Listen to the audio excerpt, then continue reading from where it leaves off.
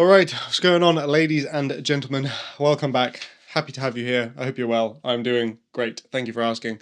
Got the tank top on today because we are taking the casual and efficient YouTube recording all the way to the level. So today, what I want to talk about is really it's productivity, but it's kind of a way of thinking about tasks. It's a way of categorizing tasks and a way of kind of setting out your day to give you ultimately what I believe to be the best bang for your buck with regards to the hours and the focus and the attention and the inputs that you do on a day-to-day basis to maximize the outputs. Now, let's dive straight into it. And what it is needle movers versus little bits, right?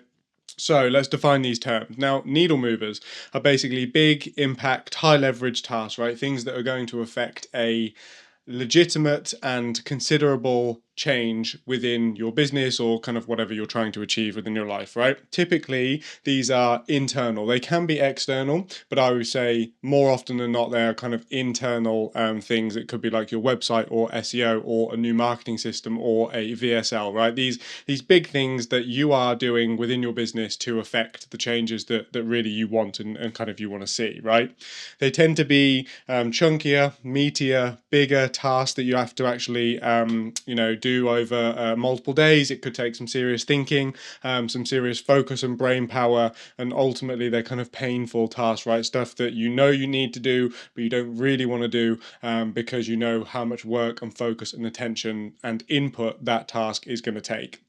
Now, on the other side of this, we have the little bits, right? So these are the low leverage. They're one-to-one outputs. This could be like, social media or video editing, or, just like, I don't even know, like admin tasks, right? Like doing your finances and that sort of stuff. They're pretty simple. They're pretty easy things that you can tick off if you've kind of got good systems in terms of being able to do it. And they're typically external, but they don't have to be. Like they can be internal for sure, but this could be like stuff that your clients are asking you to do, really just kind of one-to-one output. So let's say like you put in an hour and you complete a task, right? Whereas like, for example, a VSL could take you a day to do, but it could bring in like 20 new clients, right? That's the difference between high and low leverage.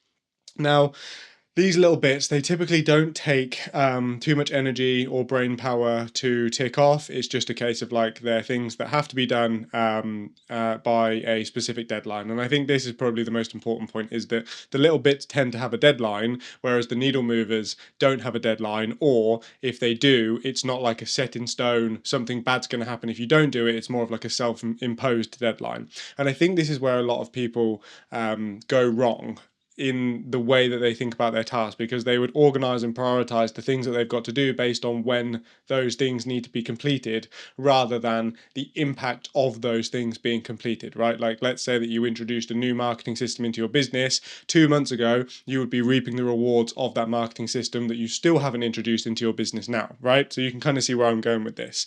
What I would love more people to do, and this has taken me a long time to figure out. I've really only just started doing this, probably over the past 12 months.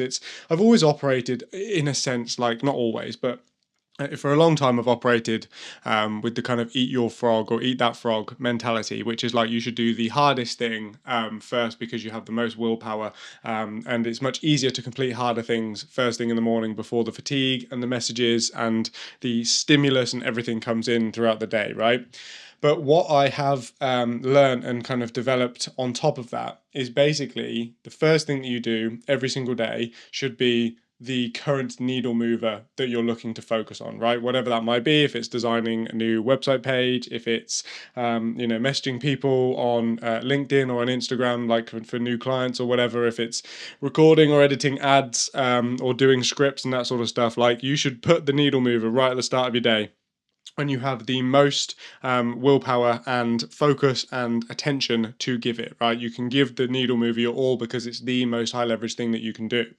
What you then do is you put like 3 to 5 little bits throughout the day. Typically that'll then be in the afternoon, and essentially that is then the day complete. I think what a lot of people do is they is they put like way too many things on their to-do list, and then they get to the end of the day and they haven't completed it. What I'd rather do is strip back my to-do list to a really important task and then a couple of things that have to be done by a deadline, and then if I have spare time I can just go into the needle mover list and just begin to tick more things off, right? And that makes you feel so much better, so much more accomplished, because you feel like you've done more rather than not done the stuff that you originally set out to do, if that makes sense. What I want to do, just to cap this video off because it is quick and it is tactical, is basically just talk through some examples of needle movers versus little bits that I've currently got on, just so you can kind of see the difference, and I think it may be helpful, right? So going into the little bits task list, there's a couple of issues with DaVinci Resolve that I need to sort out, a couple of just codecs and stuff. Again, just a very low leverage thing that's not really, you're not really affecting anything, it's just annoying, right? Sending logos to a person that we're working with, right? Booking a call with a promotional video that we've got coming up. Sending some song options for a video that we've got coming up as well. Here's one. This is a really good example. Company's house identity verification, right? Like, that is such a little bit that has to be completed by a deadline. It will take 15 minutes to do, but because it has to be completed by a deadline, you might think that it's a priority. It's not. It shouldn't be a priority. It just has to be completed by a certain date, right? So if you're organized and efficient with the way that you kind of monitor tasks, then it's simple to plan this stuff out. Now let's jump into the needle movers. So on my needle movers, top of the list is case studies for our website. So our website is notoriously bad for having the work and the case studies and testimonials and stuff. So it's a huge needle mover for us right there, right? Next one, Google reviews. Getting our Google My Business set up so that we can post all of the lovely reviews and testimonials and stuff that people are saying about us. This is funny. This is the way I write tasks. A way to show people what we do properly, right? And then underneath that, ideal customer, front loading value. What are the best ways to attract those looking to buy in 6 to 9 months, right? The needle movers can be posed as questions as well. They're just big things that you need to think about and are going to affect. Like, I know that if we figure out what the best way to attract people looking to buy in the next 6 to 9 months, if we figure out how to do that, that's going to be a huge lever for us to pull in the business.